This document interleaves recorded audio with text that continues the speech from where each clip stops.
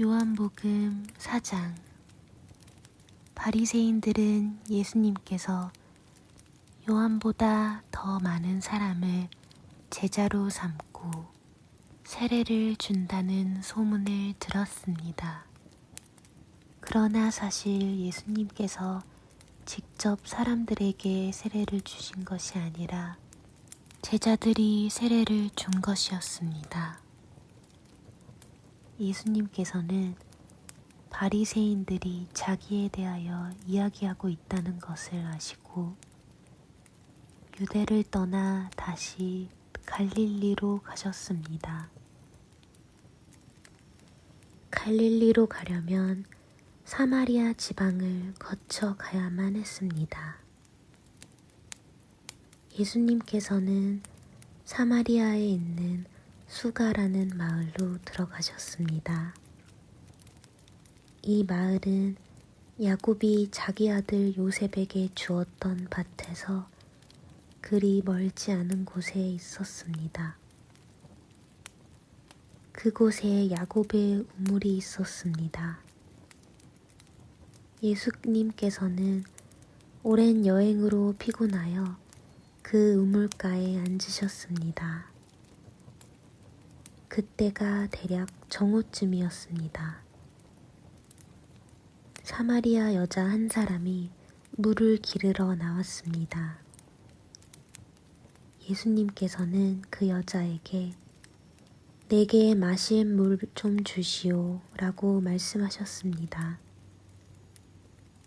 이 일이 일어날 즈음 예수님의 제자들은 먹을 것을 사러 마을로 내려가고 그 자리에 없었습니다. 사마리아 여자는 예수님께 당신은 유대 남자고 나는 사마리아 여자인데 어떻게 나에게 마실 것을 달라고 할 수 있습니까? 라고 말했습니다. 당시 유대인들은 사마리아 사람들과 상종을 하지 않았습니다. 예수님께서는 그 여자에게 이렇게 대답하셨습니다. 당신이 하나님께서 주시는 선물이 무엇인지 또 내게 마실 것을 달라라고 말하고 있는 사람이 누구인지 알았더라면 오히려 당신이 그 사람에게 구하였을 것이고 그러면 그가 당신에게 생명의 물을 주었을 것이요. 그 여자가 말했습니다. 선생님, 당신에게는 물 기를 도구도 없고 이 우물은 매우 깊은데 어디서 그 생명의 물을 구한단 말입니까? 당신이 우리 조상 야곱보다 더 큰 분이란 말씀이십니까? 야곱은 우리에게 이 우물을 주신 분입니다.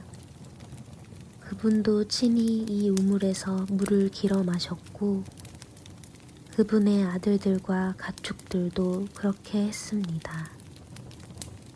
예수님께서는 이 물을 마시는 사람은 다시 목마를 것이요.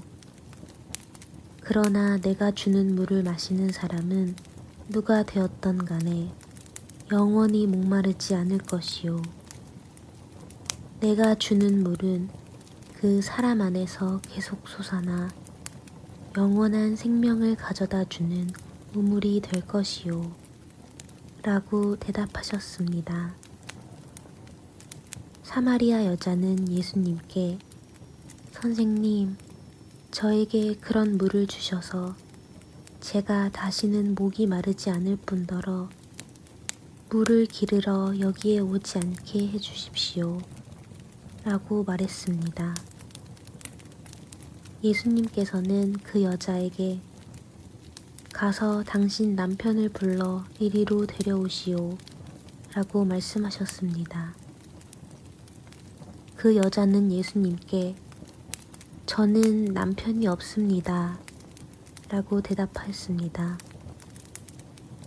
그러자 예수님께서 당신이 남편이 없다고 한 말은 맞는 말이요. 실제로 당신은 남편이 5명이나 있었고 지금 당신과 함께 사는 남자도 당신 남편이 아니요. 당신이 방금 전에 말한 것은 틀린 말이 아니었소. 라고 말씀하셨습니다.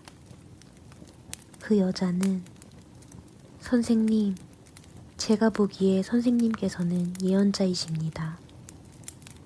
우리의 조상들은 이 산에서 예배하였으나 유대인들은 예배할 수 있는 유일한 장소는 예루살렘에 있다고 주장합니다. 라고 말했습니다. 예수님께서 이렇게 말씀하셨습니다. 여인이여, 나를 믿으시오.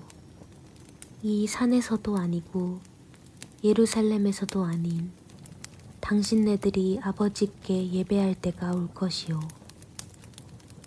사마리아 사람인 당신네들은 알지 못하는 것을 예배하나 우리 유대인들은 우리가 알고 있는 것을 예배하오.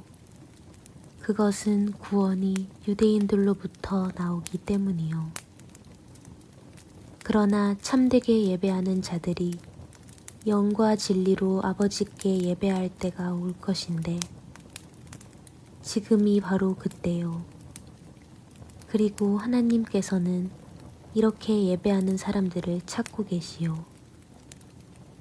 하나님은 영이시기 때문에 하나님께 예배하는 사람들은 반드시 영과 진리로 예배해야만 하오. 그 여자는 그리스도라고 불리는 메시아가 오실 것이라는 사실을 알고 있습니다. 그분이 오시면 우리에게 모든 것을 설명해 주실 것입니다. 라고 말했습니다. 그러자 예수님께서 여자에게 말씀하셨습니다. 지금 당신과 이야기하고 있는 내가 바로 그 메시아요. 바로 그때 예수님의 제자들이 마을에서 돌아왔습니다. 그들은 예수님께서 여자와 이야기하고 있는 것을 보고 무척 놀랐습니다. 그러나 아무도 선생님, 무엇을 구하고 계십니까? 라거나 선생님, 무슨 일로 그 여자와 이야기를 하고 계십니까? 라고 묻는 사람이 없었습니다. 그 여자는 물 항아리를 버려두고 마을로 돌아가 사람들에게 말했습니다. 여러분, 이리 와서 내 과거의 일을 다 말해준 사람을 한번 보세요. 이분이 메시아가 아닐까요? 그러자 사람들이 마을에서 나와 예수님께로 왔습니다. 그 사이 제자들은 예수님께 선생님, 음식을 좀 드시지요. 라고 청했습니다. 그러나 예수님께서는 나에게는 너희들이 알지 못하는 먹을 음식이 있다. 라고 대답하셨습니다. 그러자 제자들은 자기들끼리 누가 예수님께 먹을 것을 갖다 드렸을까? 라고 말했습니다. 예수님께서 이들에게 말씀하셨습니다. 나의 음식은 나를 보내신 분의 뜻을 행하고 그분의 일을 완수하는 것이다. 너희들은 넉 달이 지나야 추수할 때가 될 것이다 라고 말하지 않느냐. 그러나 나는 너희에게 말한다. 눈을 들어 밭을 보아라. 이미 곡식이 익어 추수할 때가 되었다. 추수하는 사람은 벌써 추수한 대가로 품삯을 받고 영생을 위한 곡식을 추수하는 중이다. 그래서 씨를 뿌린 사람은 추수하는 사람과 함께 기뻐할 수 있게 될 것이다. 그러므로 한 사람은 씨를 뿌리고 다른 사람은 추수한다 라고 하는 말은 진리이다. 나는 너희들이 직접 수고하지 않은 것을 추수하라고 너희들을 보냈다 다른 사람들은 수고하였고 너희들은 그들이 해놓은 수고의 결실을 얻게 되었다. 그 마을에 사는 많은 사마리아 사람들은 그 여자가 그분은 내 과거의 모든 일들을 나에게 말씀해 주셨어요 라고 말한 것 때문에 예수님을 믿었습니다. 사마리아 사람들이 예수님께 그들과 함께 지내다 가시기를 청했으므로 거기서 이틀을 머무르셨습니다. 그래서 보다 많은 사람들이 예수님의 말씀을 듣고 예수님을 믿었습니다. 그들은 그 여자에게 더 이상 우리는 당신의 말 때문에 예수님을 믿는 것이 아니요. 우리가 이제는 예수님의 말씀을 직접 들었고 이분이 참으로 세상의 구세주라는 사실을 알았기 때문에 믿는 것이요. 라고 말했습니다. 이틀 후에 예수님께서는 그곳을 떠나 갈릴리로 가셨습니다. 전에 예수님께서는 예언자가 자기 고향에서는 존경을 받지 못한다고 직접 말씀하신 적이 있습니다. 예수님께서 갈릴리에 도착했을 때 그곳 사람들은 예수님을 환영했습니다. 왜냐하면 그 사람들은 6월절에 예루살렘에서 예수님께서 하신 모든 일들을 보았으며 또한 자신들도 6월절에 그곳에 있었기 때문입니다. 예수님께서는 갈릴리 가나를 또 방문하셨습니다. 이곳은 예수님께서 물로 포도주를 만드셨던 곳입니다. 이곳에는 높은 지위를 가진 왕의 신하 한 사람이 살고 있었습니다. 그 신하의 아들은 병에 걸려 가버나움에 있었습니다. 왕의 신하는 예수님께서 유대 지방에서 갈릴리로 오셨다는 소식을 듣고 예수님께 찾아가 가버나움으로 오셔서 자기 아들을 낫게 해달라고 간청하였습니다. 그 신하의 아들은 거의 죽기 직전에 있었습니다. 예수님께서 왕의 신하에게 말씀하셨습니다. 너희는 표적과 기이한 것들을 보지 않으면 전혀 믿으려 하지 않는다. 그 신하가 말했습니다. 선생님, 제 아들이 죽기 전에 가버나움으로 오십시오. 예수님께서 대답하셨습니다. 가시오. 당신 아들은 살 것이요. 그 사람은 예수님께서 자기에게 하신 말씀을 믿고 집으로 갔습니다. 그 사람은 집으로 가는 도중에 자기의 하인들을 만나 자기 아들이 살아났다는 소식을 들었습니다.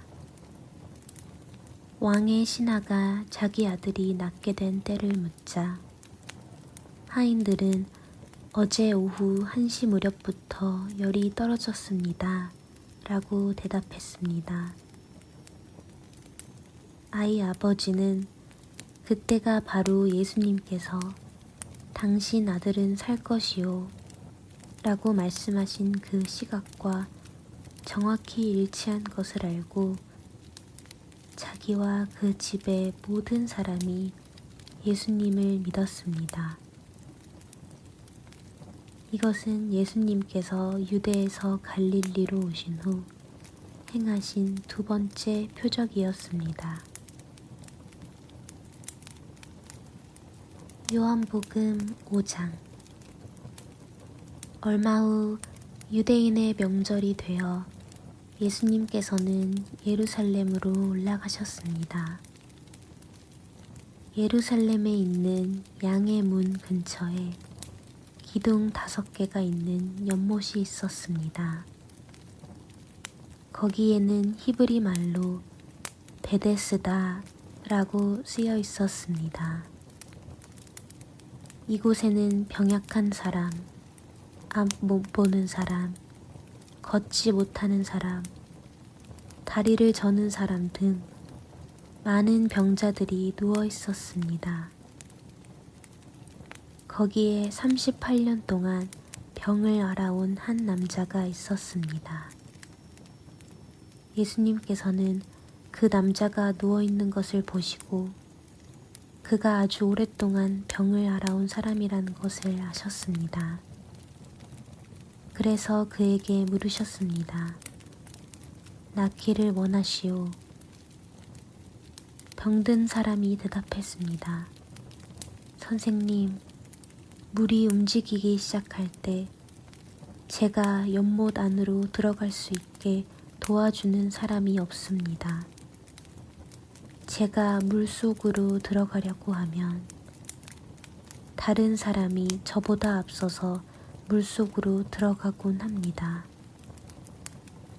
그때 예수님께서 말씀하셨습니다. 일어나서 당신의 침상을 들고 걸어가시오. 그 즉시 그 남자는 병이 나았습니다.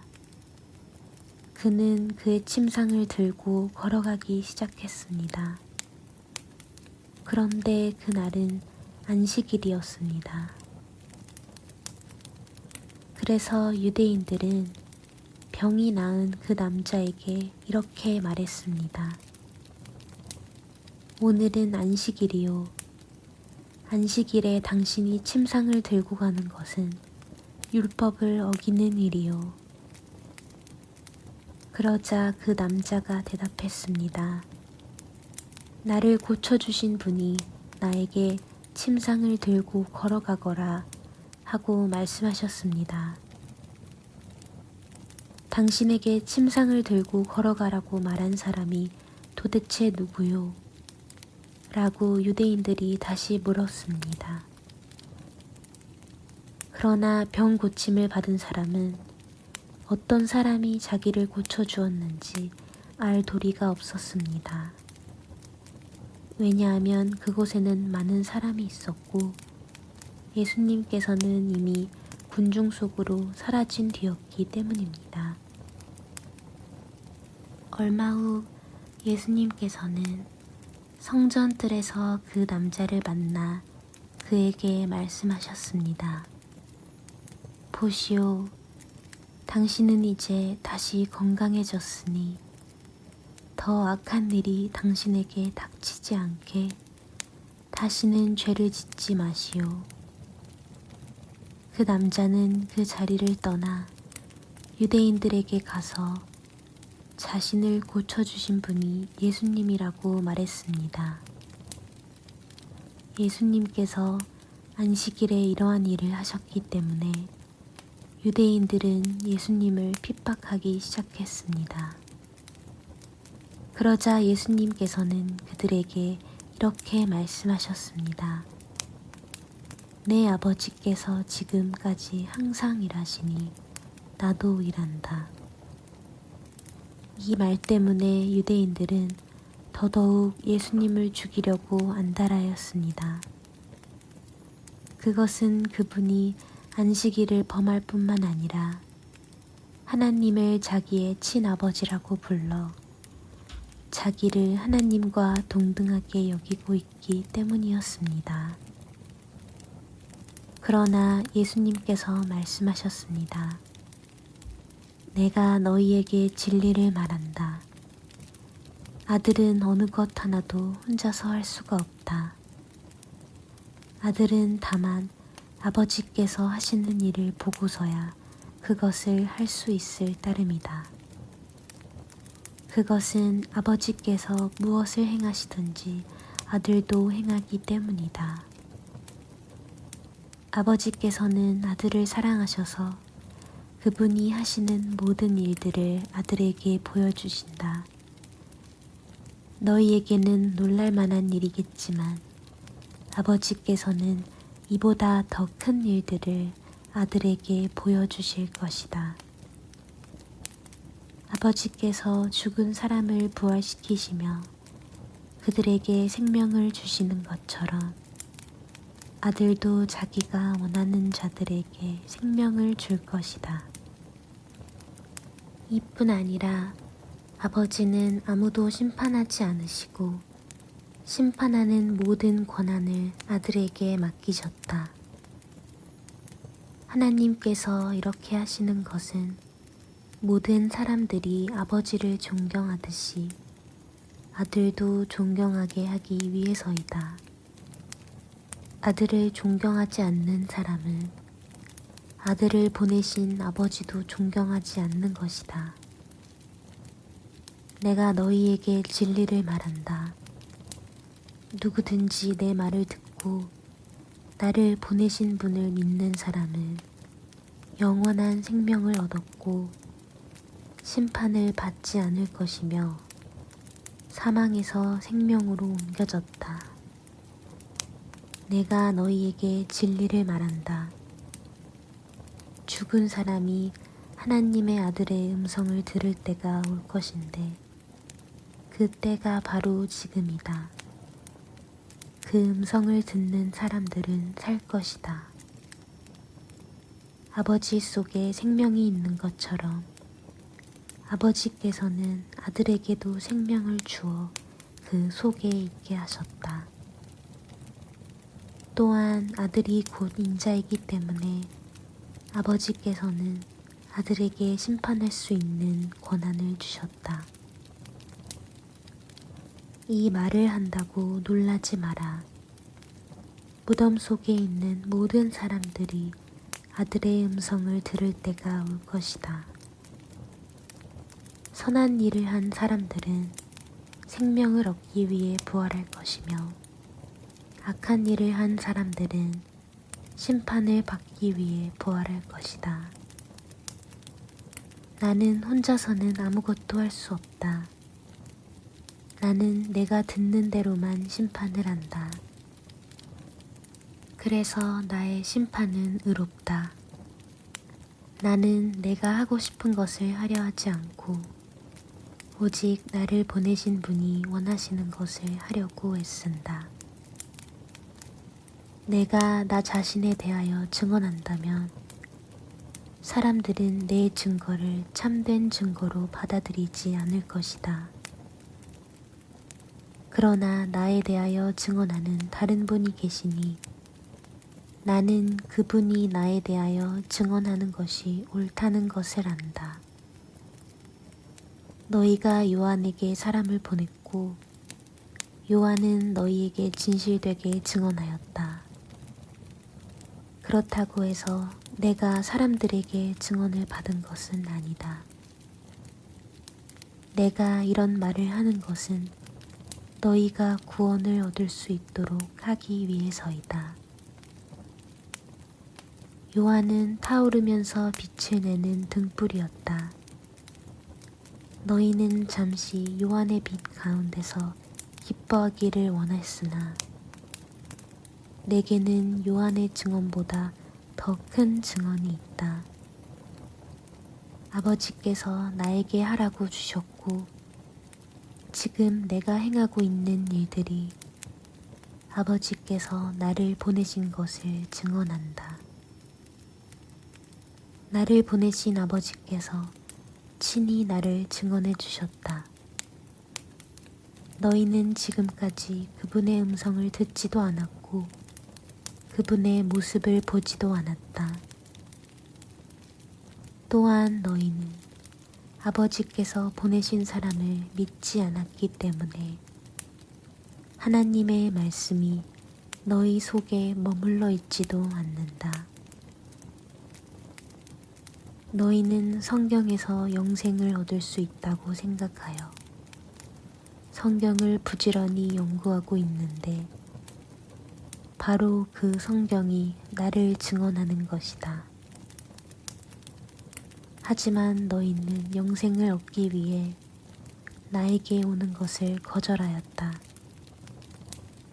내가 사람에게서 영광을 받으려는 것이 아니다. 나는 너희가 어떤 사람인지를 안다. 너희에게는 하나님을 사랑하는 마음이 없다. 나는 나의 아버지로부터 받은 권세를 가지고 왔으나 너희는 나를 받아들이지 않는다. 그러나 다른 사람이 자기의 권세를 가지고 온다면 너희는 그를 받아들일 것이다. 너희는 너희끼리 영광 받는 것을 좋아하면서도 하나님께로부터 오는 영광을 얻는 일에는 힘을 쓰지 않으니 너희가 어떻게 나를 믿을 수 있겠느냐? 내가 아버지 앞에서 너희를 고소할 것이라고 생각하지 마라. 너희를 고소하는 사람은 바로 너희가 소망을 두고 있는 모세이다. 너희가 모세를 믿었다면 나를 믿었을 것이다. 왜냐하면 모세가 기록한 것이 나에 관한 것이기 때문이다. 너희가 모세의 글을 믿지 않는데 내가 말하는 것을 어떻게 믿을 수 있겠느냐?